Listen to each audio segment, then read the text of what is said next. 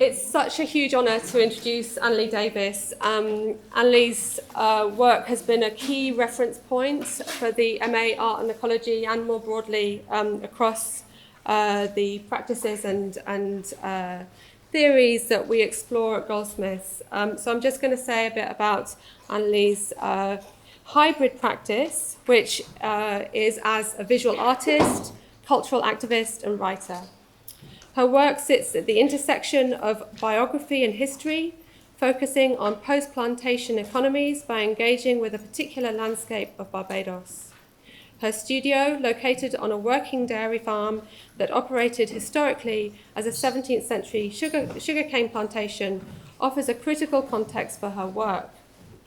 Drawing, walking, making bush teas, and growing living apothecaries, Annalee's practice suggests future strategies for repair and thriving while investigating the role of botanicals and living plots as ancestral sites of refusal, counter-knowledge, community and healing.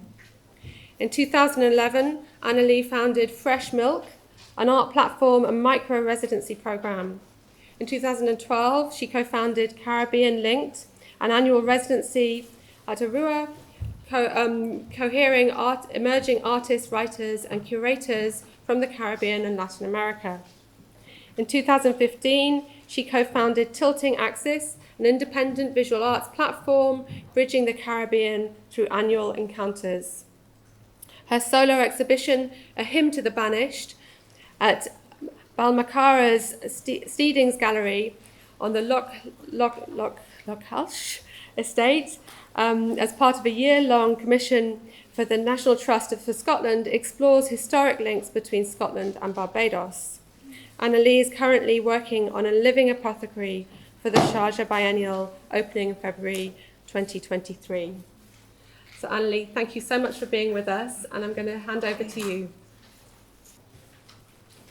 Thank you very much, Ross, for your introduction and for the invitation to be a part of this. It's a real pleasure to be able to join you all remotely from my studio here in Barbados. This evening, I am going to share a two-part presentation. The first is called A Hymn to the Banished, and the second part will look at the plots. So as Ross had mentioned, this body of work is a commission from the National Trust for Scotland. This entity developed Facing Our Past project as a way to unearth connections between some of the National Trust for Scotland properties and the transatlantic slave trade and a history that has not really been told. I was invited to submit a proposal and have been working over the last year with the organization. But I thought before, let's see if I can move this, so I can just show you where I am. I thought I would give you a context for where I'm physically located. On the kind of bottom right, you can see my marker. There's a small island called Barbados. It's 21 by 14 miles. It was referred to as Britain's first sugar island, and it's situated here in the Caribbean. It's where I was born and have lived quite a bit of my life here, and my work is very much connected to the history of this island.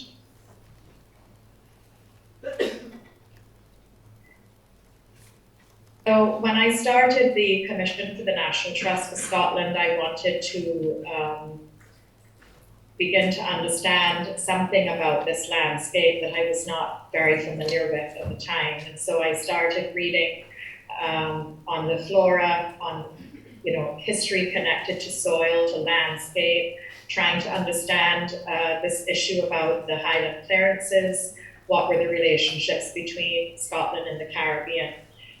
While we in the Caribbean have been writing our history since the 1930s from the perspective of economics and gender and race and class, and have a very good understanding of our colonial past, it seemed as though this knowledge was not as familiar in Scotland, and that kind of writing started to happen maybe in the 70s and 80s.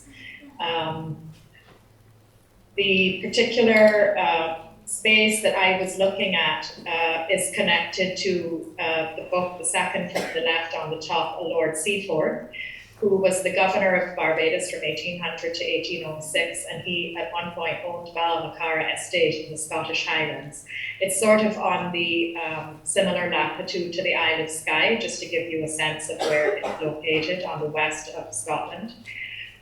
He was referred to as an amateur botanist or like a botanical governor, and was one of the people that brought a lot of plant material to England, specifically to Kew and to Banks' collection of plants for scientific research. And because of my interest in plants and his connection to Barbados, it seemed that this location would be a suitable one to engage in some research about. There's an important book written by Dr. David Dobson, who's a retired history professor at St. Andrews College, called Barbados and Scotland Link, 1627 to 1877. And in this book, he lists almost 2,500 Scottish people that came to Barbados. Now, these people would have come as indentured labourers, as bookkeepers, as doctors, planters, colonial administrators, in some cases, governors. I was seeing that a lot of people I was speaking to in Scotland really had no understanding of this kind of historical relationship at all. This book became a source of information about, I was specifically interested in the movement of women, which I'll speak about a little bit more in the presentation. When Scottish indentured labourers came to Barbados after their contract period, this was before enslavement, so from the early 17th century, indentured or contract labour came mostly from Ireland and Scotland, but also from Wales and England. And many of them were marginalised to the Scotland district in Barbados. This is a part of the island that is very similar looking in some ways to the Highlands of Scotland. It has a lot of clay-like soil, and it's the least kind of arable land. So it was a kind of a difficult place for people to eke out a living. It wasn't until I went to Scotland the first time in 2014 that I understood why this part of the island was named as such, because it really does look very similar to the Highlands, these kind of low, grubby hillsides that don't have a lot of trees. And I think that when these people came to Barbados, they found something similar and named it as that. So after spending a lot of time reading, beginning to understand for the first time this notion of internal colonization that happened within Scotland, that the lairds or the landlords changed the communal way of owning land after having acquired a significant amount of wealth as a result of owning plantations in the West Indies and acquiring these large landscapes, that people were being removed off of these lands and marginalized onto coastal areas to maybe fish, to collect seaweed, to produce iodine, to weave, and the way in which labour was treated in the Highlands actually became in some ways a blueprint for how indentured labour was being treated in the Caribbean, and thereafter how enslaved African labour was treated in the Caribbean.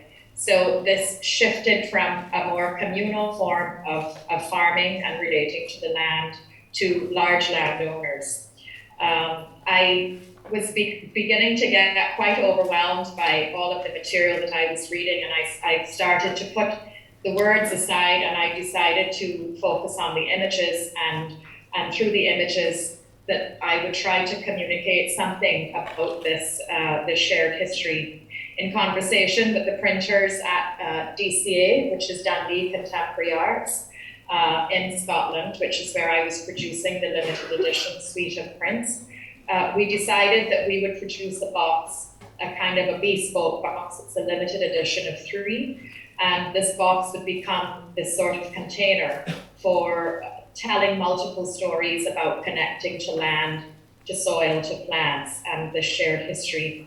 The cover of the box is, there's a tray cloth that I bought from an auctioneer here in Barbados. It's about 100 years old, but it's very similar to embroidery traditions found in Scotland, which would have made their way across the pond and come to Barbados. The interior lines are contour lines taken from the Highlands of Scotland and the Scotland district here in Barbados, in a way to sort of think about combining, ways in which when people move, how they move with landscapes within them, and this attempt at trying to create a new sense of belonging.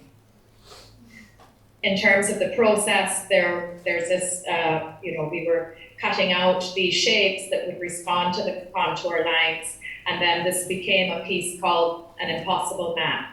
I was really taken by a Gaelic word called dúchas, which I learned about from Dr. Ian McKinnon, who's on Skye and from Skye, from a crofting family.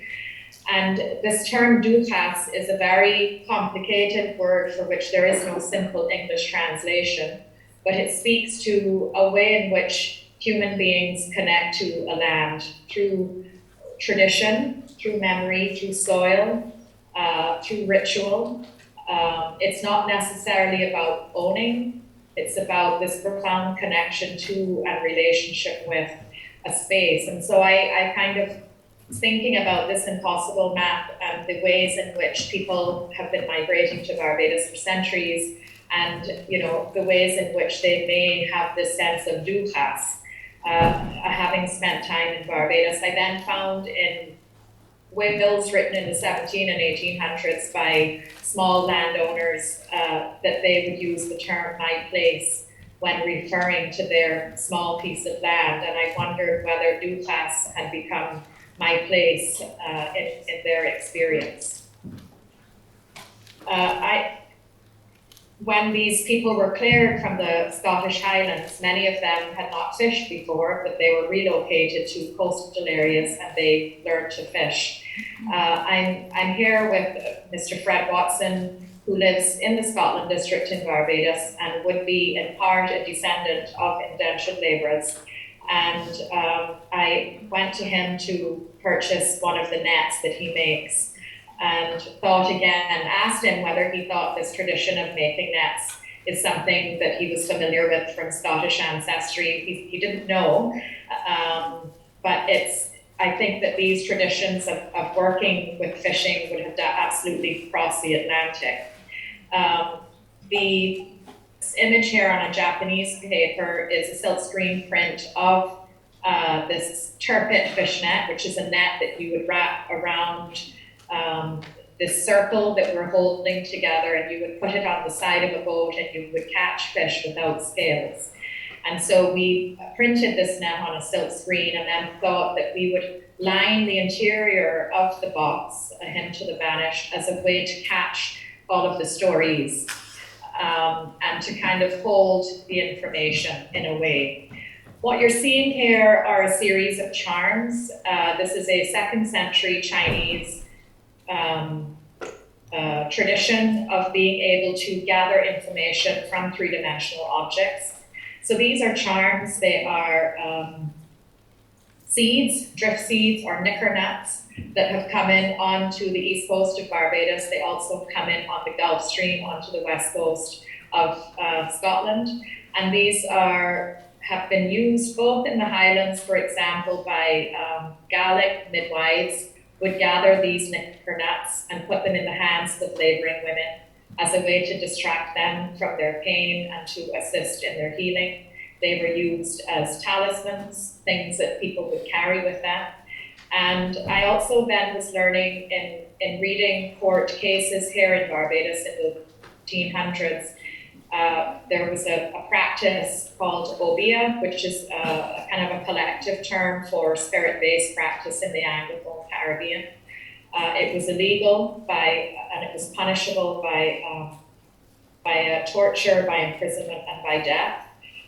But you would find in the court cases things that would come up if a police was looking in a home to accuse someone of practicing obia.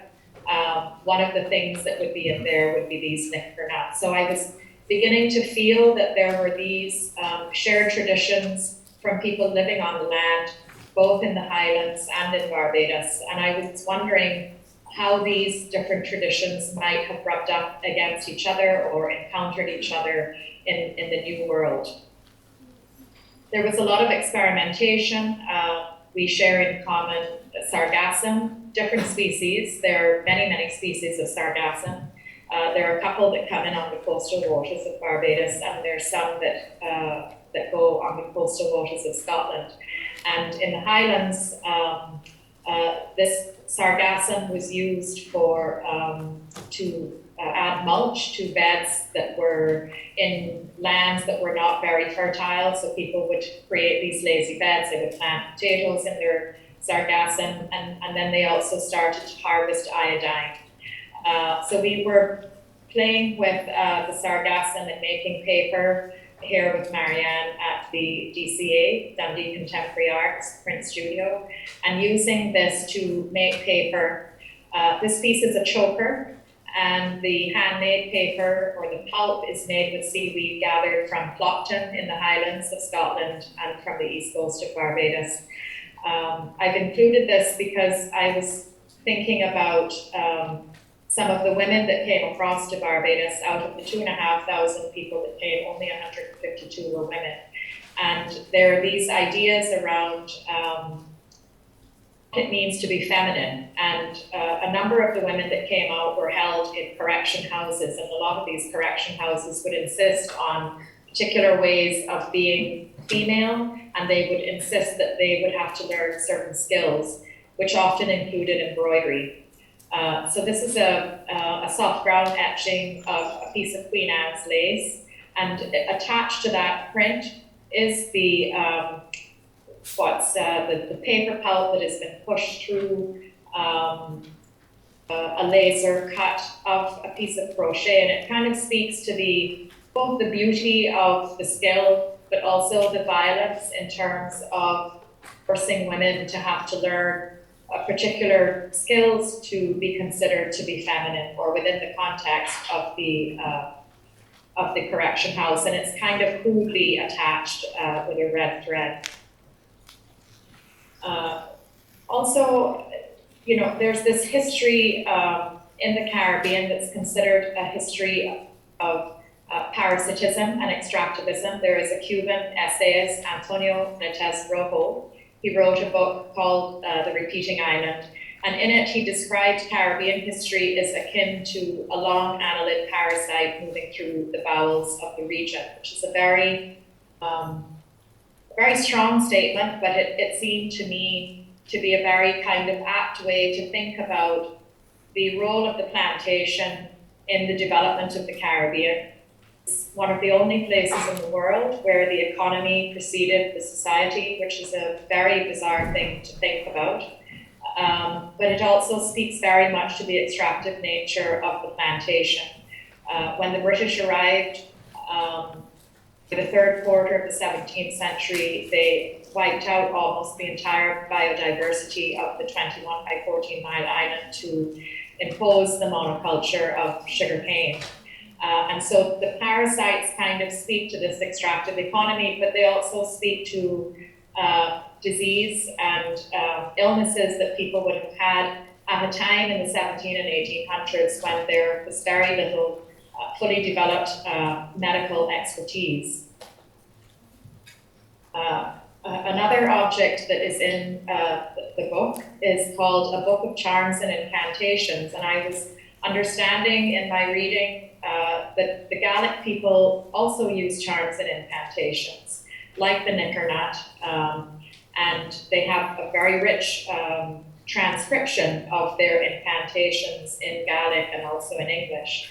And enslaved African society also used charms and incantations, and I was really curious to see whether or not, is it possible that the enslaved African society and the indentured Scottish people would have exchanged. They would have lived in close proximity to one another.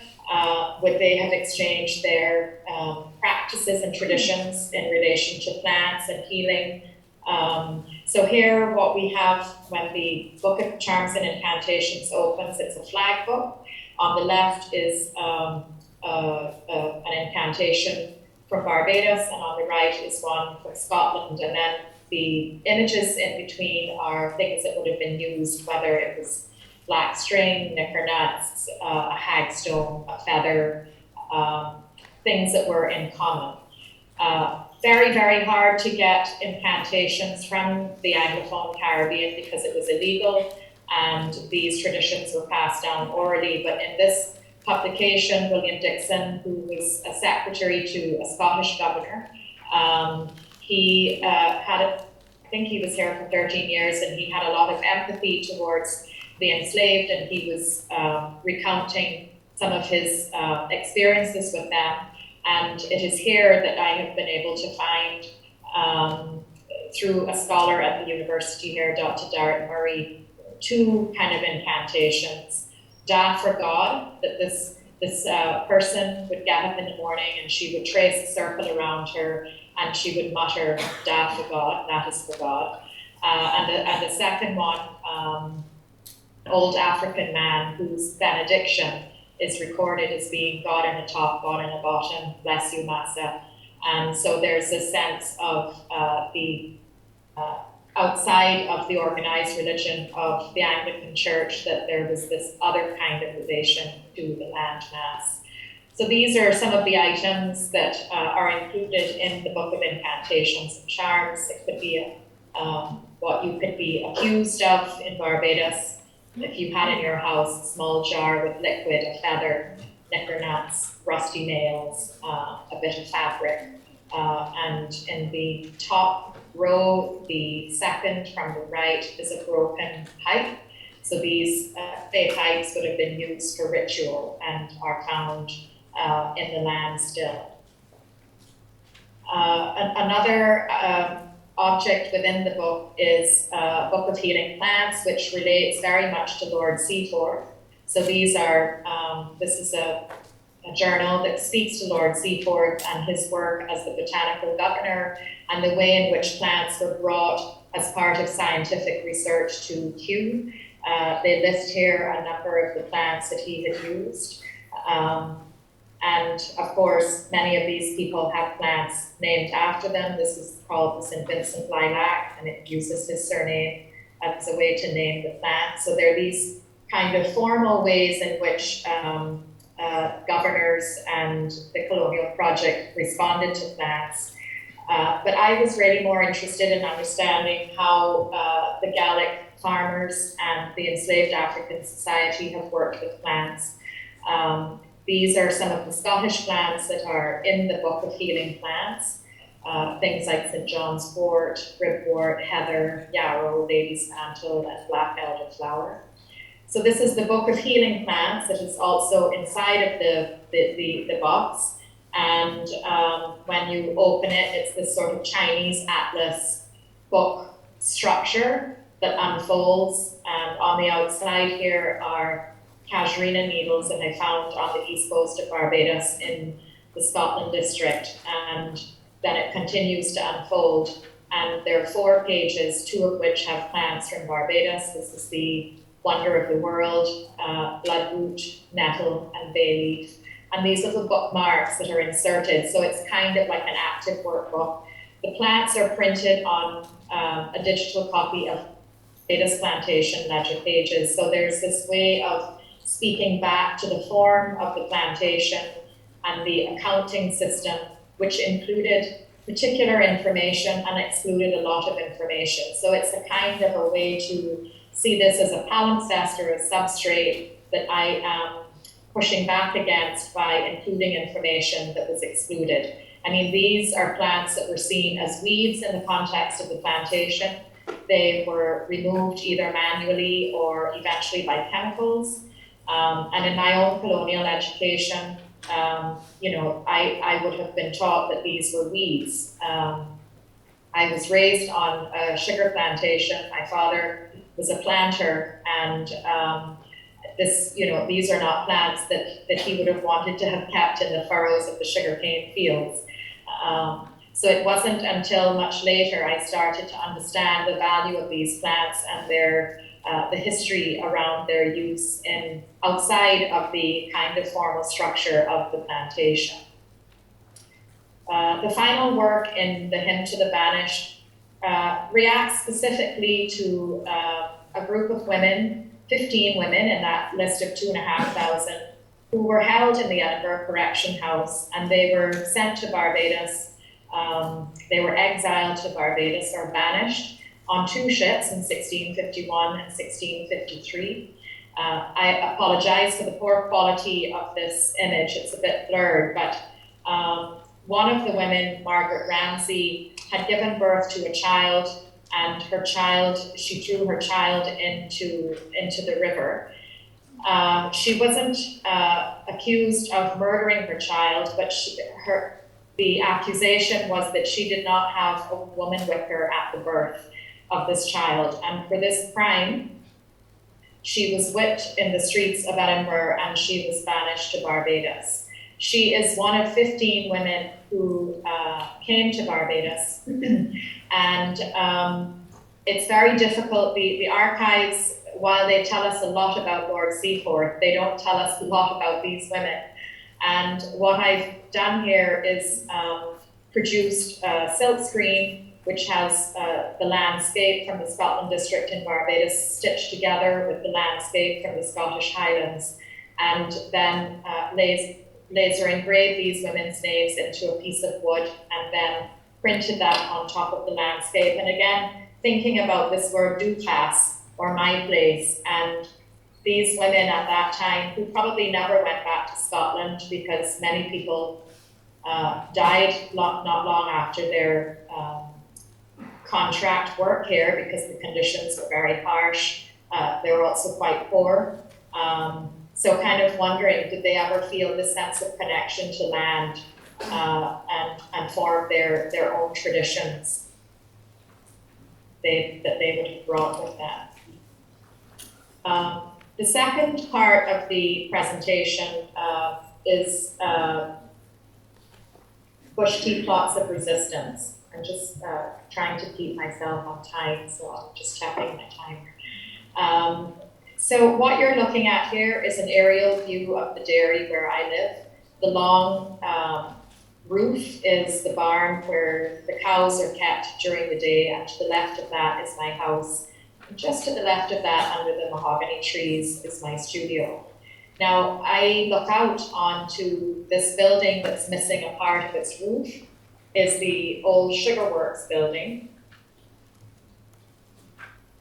And then the building to the left of that is an old mill wall. So I'm very aware of the history of the site where I live, and it very much informs the work that I do. So as I had mentioned earlier, or Ross did in the bio, this was originally a sugar plantation in 1667.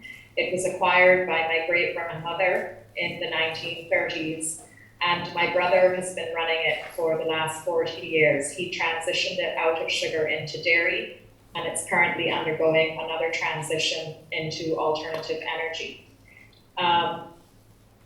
So you're seeing the mill wall here.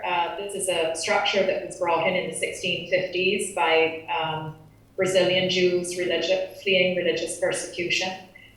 So, you know, the place, this entire island, there were at one point 500 mills, and the entire island was mapped out as really a big plantation. So this is the context in which I live and work, and it is the space that informs a lot of what I'm doing. I also have a kind of a ritual of walking. So this is walking in one of the fields, Upper Orchard. All of the plantations were broken down into fields. Each field had a name. But there was a very particular relationship to that naming and to the ledger pages, which was from the perspective, I think, of the overseer. And one of the things I've been thinking about is how do we form a more intimate relationship with a landscape that has been so heavily mediated by centuries of the plantation and the colonial project, and more recently the tourist industry. So my walking in some ways is an effort to know the land differently, to listen to the wind, to become more familiar with some of the plants, to understand the undulations of the landscape, and just to feel more connected with the space through this kind of slow ritual of walking.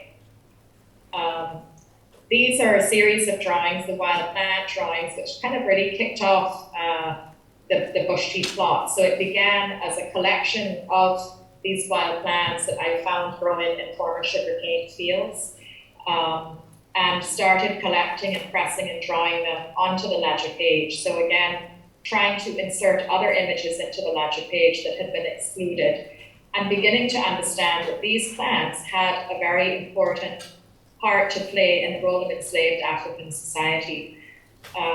The enslaved were given small plots of land in the plantation as a place to eke out a living. This is where they would grow their ground provisions. It's where I think they became human, and it's where their oral tradition and the expertise that they brought with them around healing and the use of plants for ritual and tradition and for building community, this is where that happened. So this was the beginning of that. I've been drawing plants since then. And then I was commissioned by Cooking Sections in 2016 to be part of their incredible project, the Empire Remains Shop, and produced something called the Bush Tea Service, which was a kind of a speaking back to the British tradition of drinking tea. But rather than drinking tea out of a porcelain set, I made with Hamilton Wiltshire, a Barbadian potter, a clay set, fully harvested from the Scotland district in Barbados, and intervened these shards that I find when I walk. These are shards from the 17 and 1800s that came in from England. And when I would serve the tea, it was very messy. It would leak and it would drip, and it was this kind of discursive performance where people would sign up to have tea with me, and we would speak about a shared history. And it was there that I understood that the English people that would come into the performance had no idea what I was talking about. And I would find myself saying to them, but I've known you for 300 years, why do you not know who I am? And after doing the drawings and the tea service, I then thought that I would create this small plot at the invitation of a conference at the University of the West Indies here.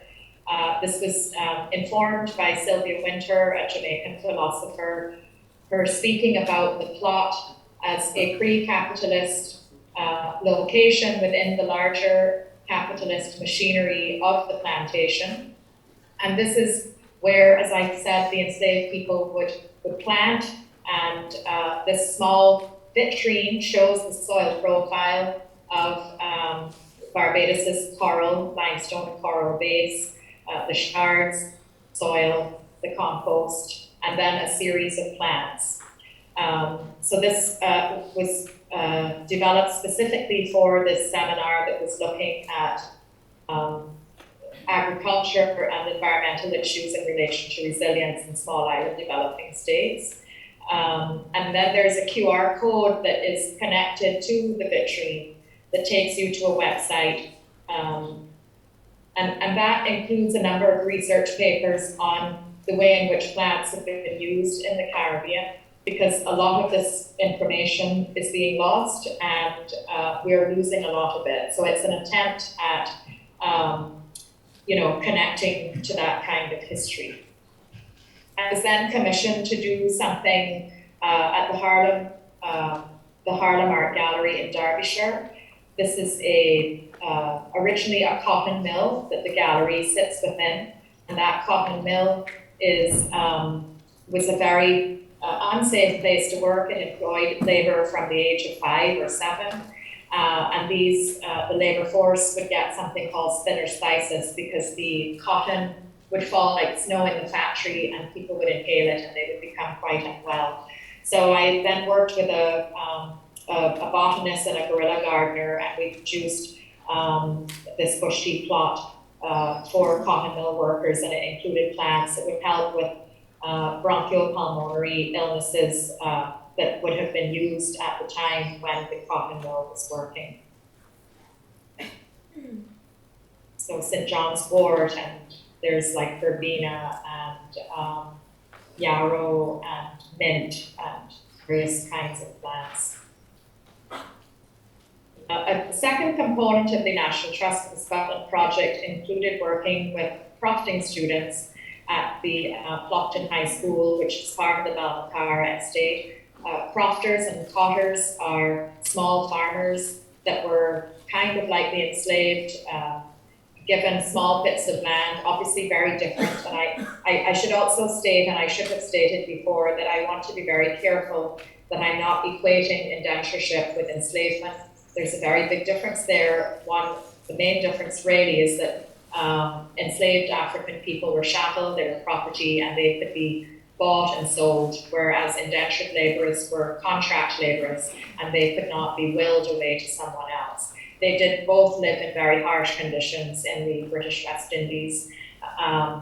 So the crofters were small farmers who were part of the larger estate, and they were given small pits of land, were again not very fertile, and they would be eking out a living there. So this school has a crofting class, and so I worked with the crofting students back in May to develop 4 beds, 2 for teas, 1 for ritual, 1 for tradition. And again, it includes things like the St. John's wort, the lady's mantle, the ribwort, the yarrow, and a number of plants. I then worked with the herbalist on the Isle of Skye, Jeanette Taylor, and we co-developed a series of teas that were made from plants that she foraged from the Balnacara estate. And she will be going back to the students in May of next year and teaching them how to harvest plants and to make teas from them. So we're thinking about the garden as a way to tell stories about shared histories, both for the students in Scotland to think about how maybe some of their ancestors came across the Atlantic, that we have a shared history, and there were similar ways of responding to the landscape and acquiring knowledge about plants and healing. I'm currently working at a place here that was also a 17th century sugar plantation, like everything was on the island. It converted into a silica sand quarry about 55 years ago, and it's now in the process over the last 5 years of becoming a site of preservation, permaculture and conservation. I am doing something called the Garden of Hope. To the left of the vehicle, there's like a little bit of sand with some plants around it, and what I'm going to be putting in there is the Garden of Hope. The building is the Centre for Permaculture Research Institute, so people will be coming in and working there and looking at these plants as a form of research. This is the layout of the garden. The cob walls, built with like clay and soil and hay, will form the perimeter of the garden, but this is the layout of the garden. The plants are really focused largely on traditional uses in the enslaved society of plants for women's reproductive and post-reproductive health, and also a kind of a first aid kit.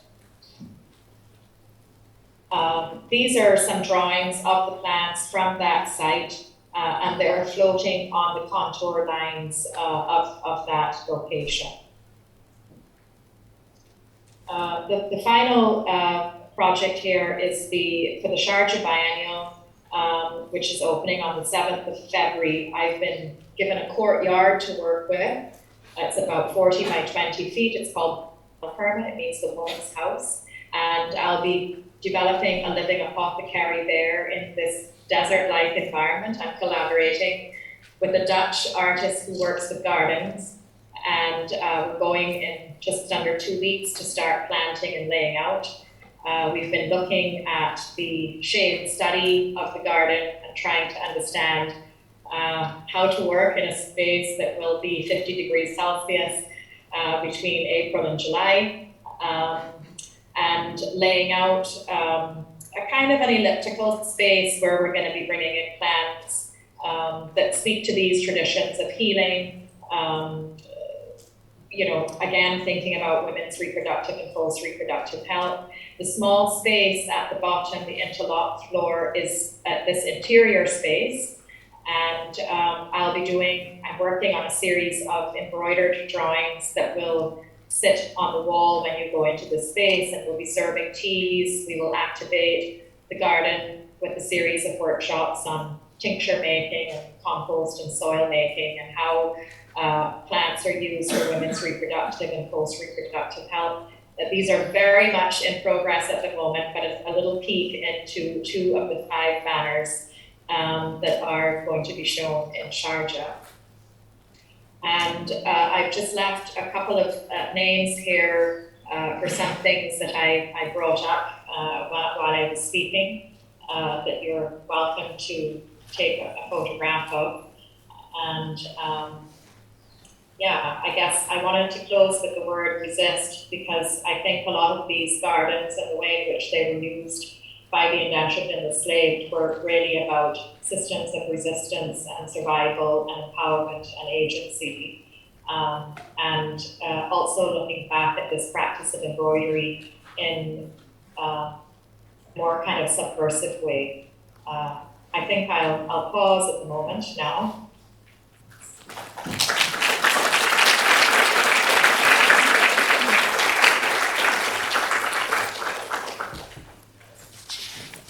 Wow, thanks so much, Annalee, for that incredible lecture. So what usually happens now is we have some questions and discussion, and as usual, I will start by giving a little bit of a summing up and maybe ask 1 or 2 questions myself, but I would really encourage you all to think about the questions that you may have for Annalee or responses. And I know it's a little bit intimidating speaking up in such a large room, but I would really encourage you just to go for it. And it is a space where we can start to articulate those sort of half-formed thoughts.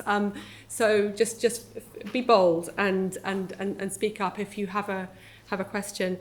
But just to start to think about some of the things that we've been hearing about in this incredible body of work. And what strikes me is that what you're saying about the many incidents that you've had where there have been these sort of ignorance around these actually very deep and tangled histories between Scotland and Barbados, you were talking about particularly, but also between England and its former colonies. You were talking that through practices of the sort of land use but also the sort of visual resemblance of 2 landscapes that have been utterly transformed by the colonial attempt to extract as much profit as possible from the land and from the labour of people who had very little choice or opportunity to resist in conditions of severe oppression. I'm struck by how you were talking about the way in which there's ample accounts of the kind of colonial administrators, and if one thinks about institutions like Kew, they tend to be told, their histories tend to be told in terms of these sort of gentlemen botanists and so on, and the emphasis that you give rather on the experience of enslaved people and indentured labourers, and how the sort of how to do that through a sort of material engagement with the land and with practices of care. I'm really curious about this concept of dukas, of the way in which humans connect to land through soil and ritual. That seems to be a kind of key concept that's that's running through the practice and the research. And this idea of migrations of people, migrations of plants, but also migrations of skills, right? And what happens to those skills, how they may evolve and survive in terms of sort of a cross-generational transfer of knowledge.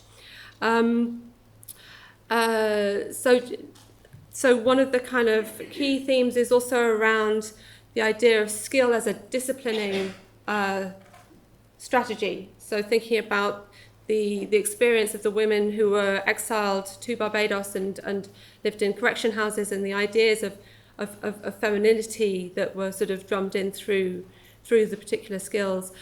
really interested in the idea of the plantation as parasite, as this sort of machine for extracting value, and what you were saying about Barbados being a place where the economy preceded the society, so a kind of laboratory. And here we might also think of like places like Kew and these sort of, which were also sites for scientific research, and the idea of a sort of laboratory as a kind of place of experimenting how to extract the maximum kind of profit. And if we relate that to kind of dominant modes of medicine and science, then the kind of medicinal practices and the healing practices you seem to be tracing through and retrieving speak to other kinds of knowledge and other genealogies of knowledge of plants, and also the kind of use of magic, of incantation, of charms, and this sort of risky business of comparison, right? At what point does that become problematic? But at the same time, how does that help to kind of, in a way, connect maybe younger generations who might not know about these historical relations to a sense of their own enmeshment in these histories? You were also talking about the ledger pages, so the sort of the bureaucracy of the plantation system and the desire to sort of insert a disruption into that. So you talked about that in terms of speaking back to the accounting system of the plantation. And the weeds, I found it so fascinating that weeds were one of the ways in which you were doing that. So the insertion of weeds into the sort of the lines of the ledger book seemed like a very powerful example of that. And then there were various methods that you were talking us through in terms of rituals of walking, and a sort of reappropriation of methods of botanical preservation. And then, again, this sort of working and processing of materials. I mean, there's a lot more to say, but perhaps I could start with a question about that work of processing materials and what that means in your practice in terms of the materials you select, and what the actual work of transformation, of artistic transformation, how that operates in your practice. Thank you. That's a great kind of synopsis, Ross. Thank you. I mean, maybe I can speak about the materials in the process of the hymn to the Banished, because that, I really, at one point, I had just over 3 weeks in the print shop to figure this out and work with, I had an incredible experience I was working with like 5 printmakers and a researcher who all had incredible skills. And I was so overwhelmed by everything that I had been reading and was kind of going into a panic mode. And then I just thought, well, I need to put all of that away and hope that over the last 8 months, there's been some process of osmosis that I have absorbed some kind of information, and I'm now going to pick up the images. And it was a really amazing process of literally working, like stitching those, printing out black and white photos of the landscapes and just stitching them together. And the wall kept shifting, so that I took over lots of surfaces in the print studio. I had control of an entire wall. Things were shifting. I was putting up the fishnet. I had basically contraband, kind of like Lord Seaforth, bringing it in my suitcase, bringing lots of seaweed and Cersei bush and bay leaf and all kinds of things I brought with me across the Atlantic, laying everything out and working with the materials to help me figure out how do I communicate this, making the paper, working with the pulp, doing the blind embossment. And I felt as though the material choices really informed, like the ideas came through the material, the act of pushing the pulp through the matrix of the plastic laser cut material really spoke to that, the forcing of women to learn particular kinds of skills And then I guess in terms of the gardens, I would say that the plantation really is the practical application of geometry. That's what it is. It is there's 1,742 cane plants per acre. There are these rows, and the ledgers are the rows and the columns. But in developing these small plots and the living apothecaries that are informed by the enslaved traditions, enslaved African people's traditions, it's not about geometry. It's an entirely other way of thinking about interplanting, intercropping. It was fueled by the planters as a kind of a chaos, but they had another way that they brought with them from the west coast of Africa to understand the way in which plants would come together. So I think the method of intercropping is also informing ideas of layering and complexity and subterfuge and resistance. And so I think that the material and the ideas really work hand in hand. Thank you. That's great. So we have a question from someone who's joining us online. I'm afraid I can't see your name. It's not appearing. But if you'd like to turn your camera on and speaker on. Hi there, it's Kalila Birdsong. Hi there. Hello. And I thank you too. I just have a quick question, maybe a point of clarification, Annalee. Thank you so much for a wonderful talk. And you were referencing at one point the plots of land given to the enslaved Africans. And you said that's where they became human. And I just want to make sure we have a vast audience from around the world, and they may not all know about, the histories of slavery and how, we were treated as chattel. My ancestors were treated as chattel slaves, and you're thought of as inhuman and not human. So I just wanted to make sure everyone understands, or maybe there's a point of clarification there that you may not have meant to say that they became human. Maybe that plot of land made them feel like they are back on their land again in Africa and are human. I don't want to, put words in your mouth. But maybe a point of clarification could be helpful. Sure, yeah. I mean, I think what I'm trying to communicate with that is to say that there was a certain amount of agency in that small plot of land, because that's where the enslaved people had control over what they would plant, what they would grow and harvest, and what they would use those plants for. So that was kind of outside of the confines of the capitalist machinery of the colonial project, where the enslaved African people basically had no rights. They were treated, as you said, as inhuman. They were less than human.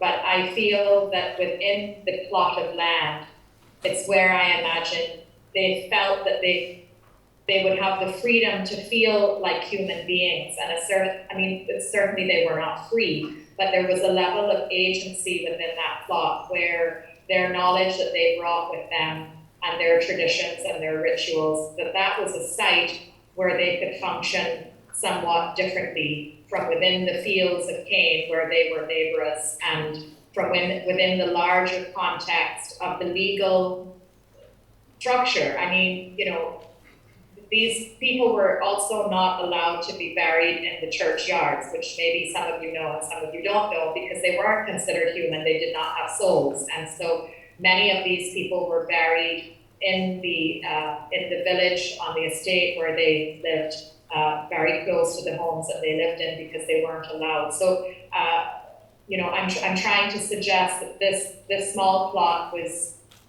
there was a sense of power or self-empowerment and agency where maybe they might have felt differently than they did on the rest of the physical land of the plantation. Does that make sense? Thank you for that clarification. Thank you for the question. Thanks for the question. Yeah, absolutely. So I'd like to open it up to the audience here as well. So we have a roaming mic. So if you have a question, please can you... Okay, we've got a question over here. Thank you.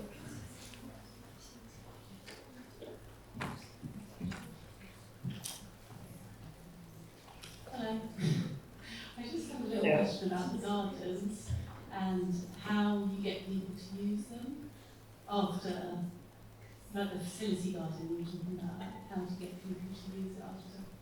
It seemed like a really nice idea, the facility garden. I was just interested to know what happens to them.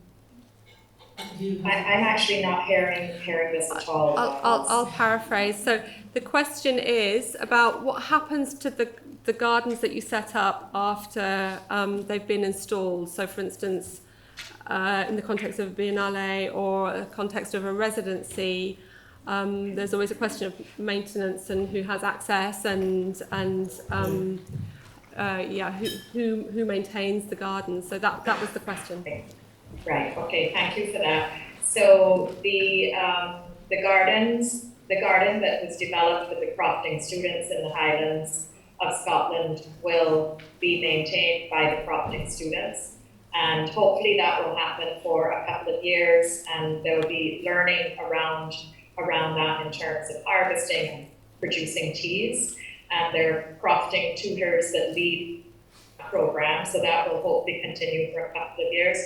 The apothecary in Sharjah will ideally be there for 3 years, and then that space will potentially roll over.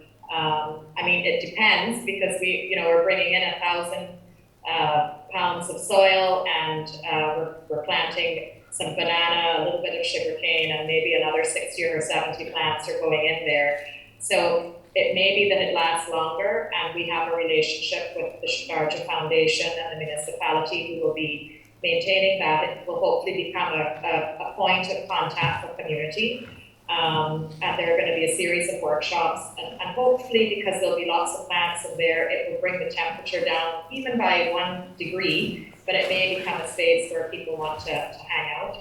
The one at in the former quarry, I'm doing in collaboration with that organization, and they will continue to maintain that over time.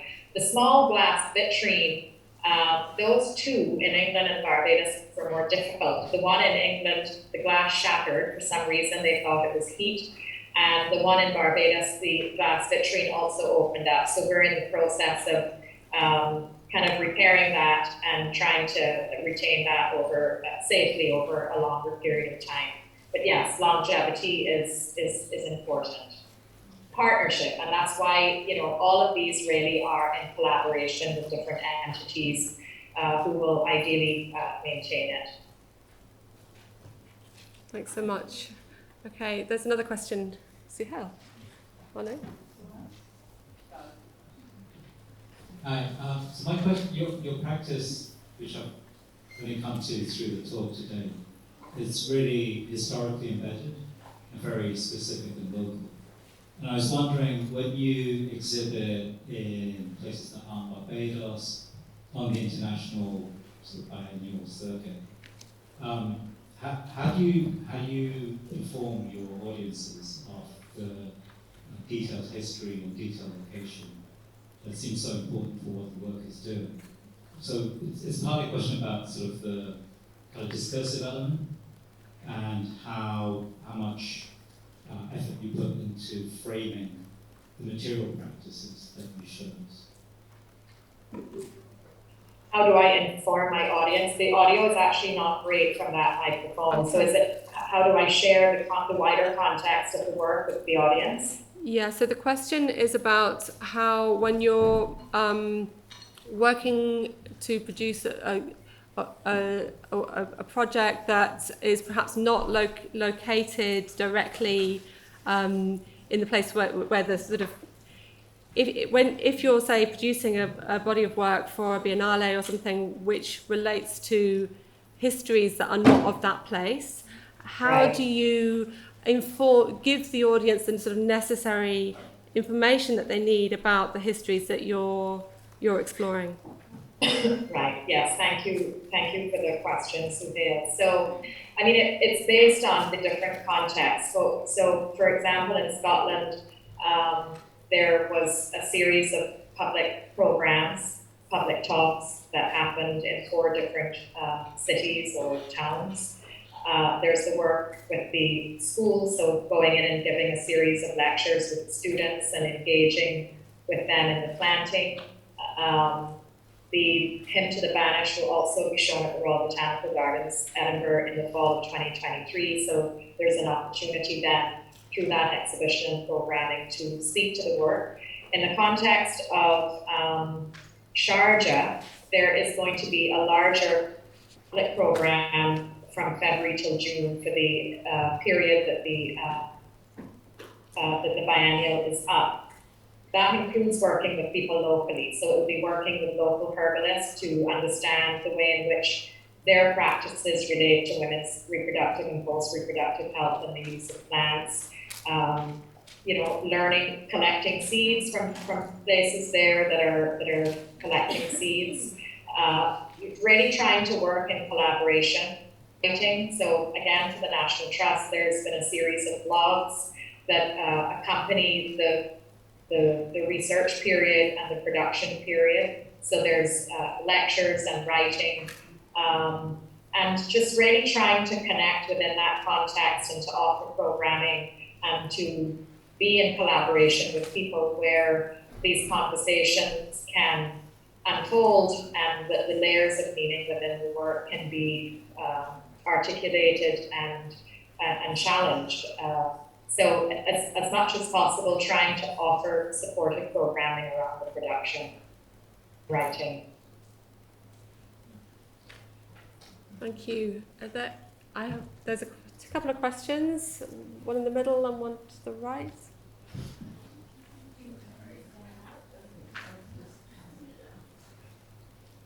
And again, I can clarify if it's not audible. Yes, if I'm not here. Yeah, I think building on Sophia's comment and question, I'm curious particularly about the Sharjah Biennial, and given that that's such a charged biennial, that it was Oakley's last project, it's gone through many different iterations, I'm curious what the preparation and research process has been, and if it's possible to develop Duhas with a site that I imagine is probably new to you, and like how you've done that, and in what time scale. So the question is building on Suhail's question in relation particularly to Sharjah and the kind of way in which that's a very charged site to work with. And so the question is asking about how, about the sort of timescale of engagement, of your engagement with the site, like how you build Dukas in a place with a site that perhaps you have no previous connection with, and so on. So it's sort of almost like the other chronological side to Suhail's question. So about the sort of preparation and the connection building with the site in terms of Dukas. Right. So the Sharjah Biennial, which is the 15th iteration, I think one of the reasons I was invited is because this is really the conception of that biennial was by Oakley and Wazor. It's curated by Huram Hazimi, who's the director of the Sharjah Foundation, who had a relationship with Oakley, and they discussed this before his passing. And so there was an interest in looking at ideas around the post-colonial decolonizing spaces, it's called Looking Historically in the Present. So it's looking at engaging with history and politics and social spaces. So I have been working with a team I have a group of people that I've been working with over the last year in Sharjah. So they're engineers and curators and project managers that I have been working with, and I'm also collaborating with a Dutch artist, Yuri Guipen. So we have regular meetings, lots of exchanges. I am not in any way suggesting that I have knowledge about the history of Sharjah, and I'm not going in to pretend that I'm doing a work that suggests that. I've been invited to respond to the theme of the biennial and to continue to expand the work with the gardens and the plants. My aim is to be as responsible and ethical and respectful as I can within, working as somebody coming from very far away. So it's really about constant communication and exchange, and once we get in on the ground, for a couple of weeks to form relationships with people there. And that will continue until we go back in January, and then through the extent of the biennial. I mean, of course, you know, these contacts can be difficult and problematic. But yeah, it's really about trying to, I guess, build community through the making of the work, and to also learn. I'm not going in to impose one way of thinking about this, but to also learn from within that context. I mean, it's a desert. It's a very, very different environment than what I'm accustomed to. It goes up to 50 degrees Celsius in the summer. So there's some very real technical challenges that we have to address. But it's really working in community with a team there and meeting people on the ground. Thank you. So we've got Natasha over there on the right-hand side. My right-hand side.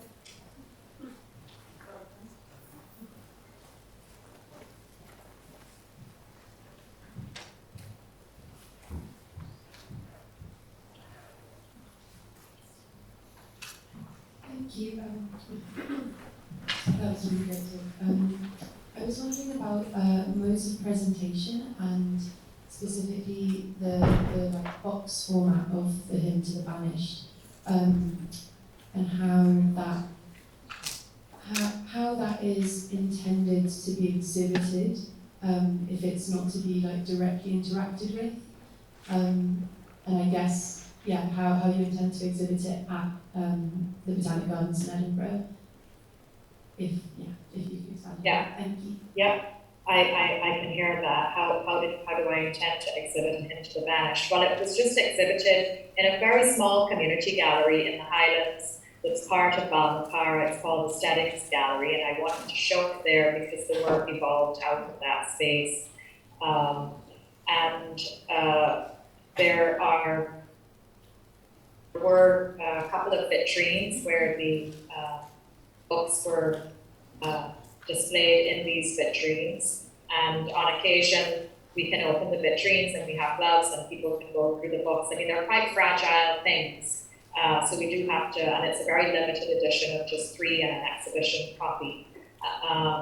So we have to be careful of that. But we then, when we showed some of it at DCA, we also had vitrines where we showed some of the material for the making. So we included zinc plates, the fish net, some of the plants, some of the handmade paper.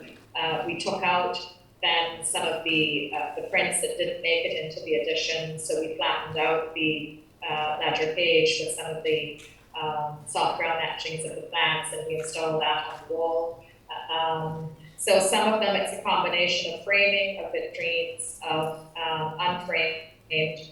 I'm not quite sure how it will be installed throughout Botanical Gardens Edinburgh, and then it will be part of a solo exhibition in Barbados at the museum in 2024. And we thought we would maybe have these interactive days, maybe once a month over the 6-month period, where people can handle the book under supervision. So it's trying to both make it as accessible as possible, but also trying to preserve the integrity of the, of the actual objects. Great, thank you. Do we have this time for maybe one more question? If anyone has one more question? Yep, there's one right in the middle.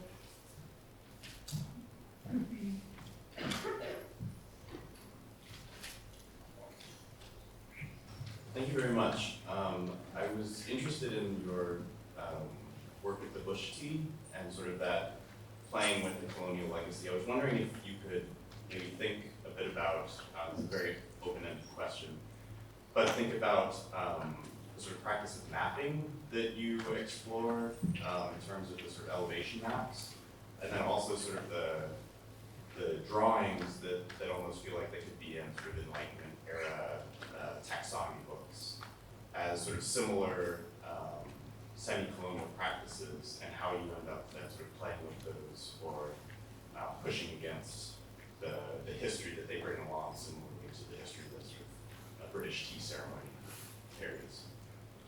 Okay, so I heard some of that, something to talk about the bush tea and how that project developed. So Yeah. the question was really about your use of cartographic practices and also the use of forms of botanical representation that one associates with sort of Enlightenment botany and economic botany, I guess. How are you sort of both using those and trying to push back against the kind of loaded history that they carry of extractivism in terms of sort of plants and Right. the value? Yeah, thank you for that question.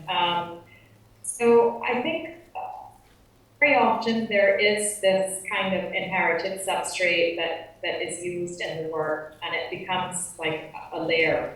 So Barbados has been very heavily mapped since the early 17th century for very particular reasons. Obviously, there's an incredible map from a much later one in 1966 of the soil profile of the island, of every part of the island, so that you would know what varieties of cane to plant in each parish depending on soil quality and rainfall, the amount of rainfall.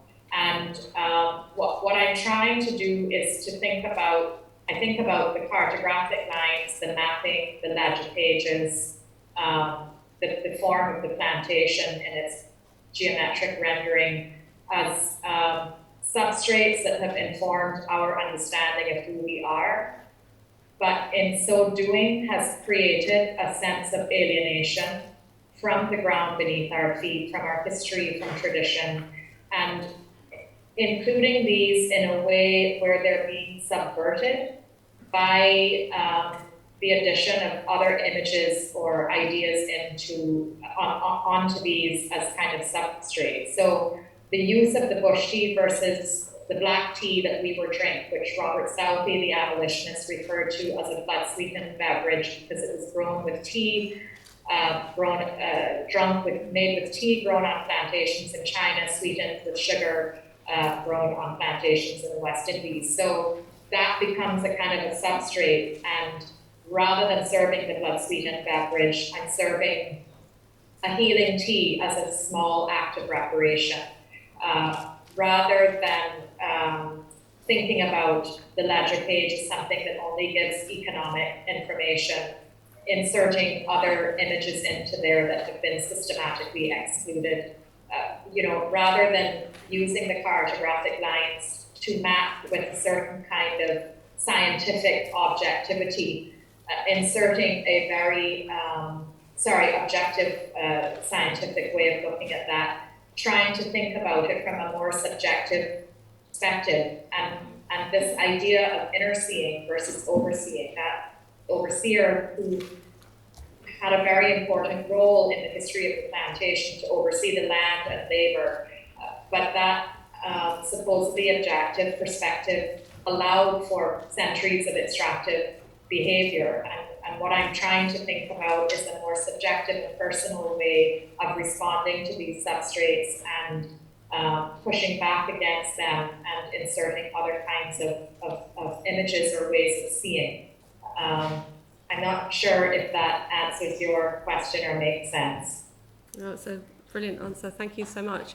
I mean, just sort of wrapping up now, I think we have to draw to a close, but it makes me think about these sort of inherited knowledges and histories that we can't do anything about, but we can think about how they might be repurposed or disrupted or re-narrativized from other perspectives. So thank you so much. That was an incredible talk, Annalee, and I'd like to thank you for your amazing presentation. Sorry I'm not there in person, but it's lovely to be able to just get a glimpse of the audience there. So thank you so much. Have a good evening. Next time, hopefully it'll be in person.